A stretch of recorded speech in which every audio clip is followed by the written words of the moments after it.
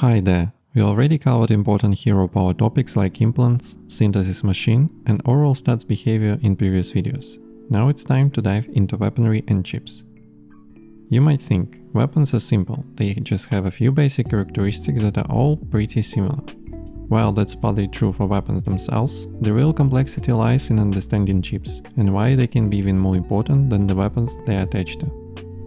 Chips and their synergy with weapons have many unique features, and today I'll walk you through exactly how everything works.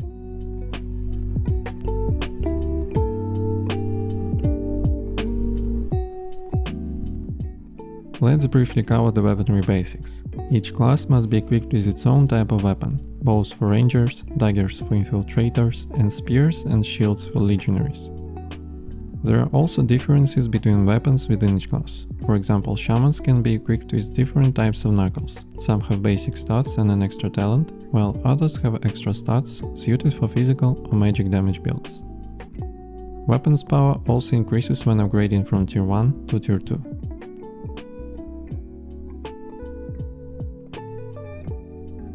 How to craft weapons. Different types of weapons require different resources, so it's best to check which materials your class's weapons need and gather those specific resources. Now let's move on to chips. While I haven't covered everything about weapons yet, it makes more sense to explain certain weapon specifics alongside chips. So what are chips?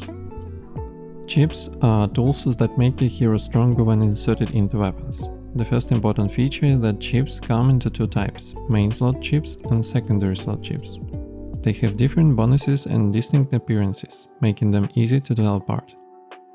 Main chips provide various stat bonuses based on battle situations, while secondary chips either support the main chip or boost your weapon stats. You can place main chips in secondary slots or vice versa.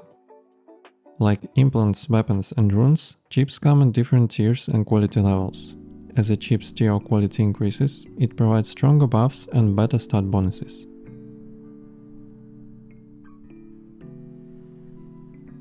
Like weapons, chips have their own crafting system that requires different resources from various gathering professions.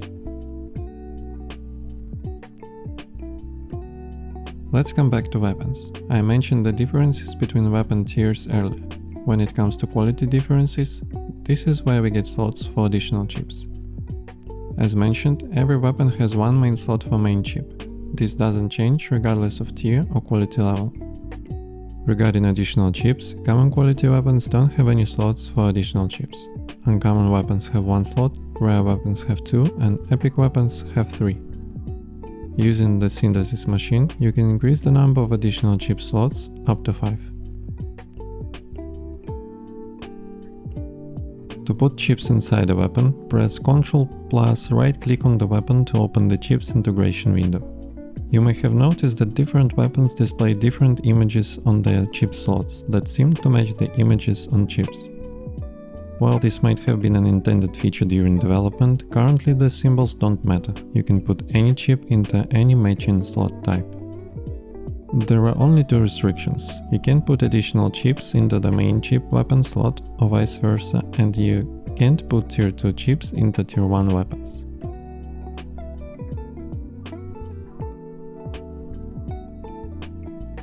To complete the process, simply put the main chip into the main slot, place additional chips into additional slots, and press integrate. Once chips are integrated, they cannot be removed or transferred to another weapon. Another important feature of chips is their capacity system. Main chips start with 10 activations by default. This capacity increases with higher quality chips and can be further expanded by certain additional chips that boost main chip capacity.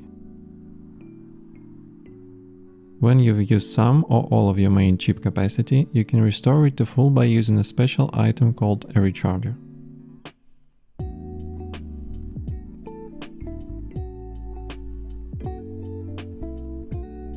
If your chip runs out of capacity, don't worry, it won't be destroyed.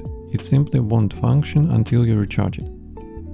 Additional chip continue to function even when the main chip runs out of capacity. This is crucial because it allows for powerful permanent bonuses. For example, an epic weapon with 3 additional chip slots can hold 3 attack speed chips. each providing a 10% increase, resulting in a permanent 30% attack speed boost. Even better, an overclocked epic weapon with 5 additional chip slots can provide 50% attack speed increase through chips alone. Trust me, this is incredibly powerful. Why is attack speed so important? It's currently the most crucial stat in weaponry, because much of character's power in Corepunk depends on attack frequency. Many skills and passive talents grant stacks with each attack. For example, the Shaman's Totem skill requires 5 stacks to activate, which is essential for certain builds. The Legionary's passive ability grants more armor and magic resistance with faster hits, making it vital for tanking. Likewise, the Assassin's Creed's target talent adds 1% crit chance with each non-critical hit. The faster you attack, the quicker you build crit chance and deal more damage. This is why attack speed, and by extension the chips that boost it, can be so powerful.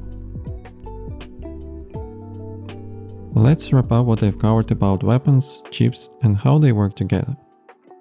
In short, weapons can have multiple chip slots, and when combined with a high quality main chip and 3 to 5 additional chips, they can dramatically boost your hero's power.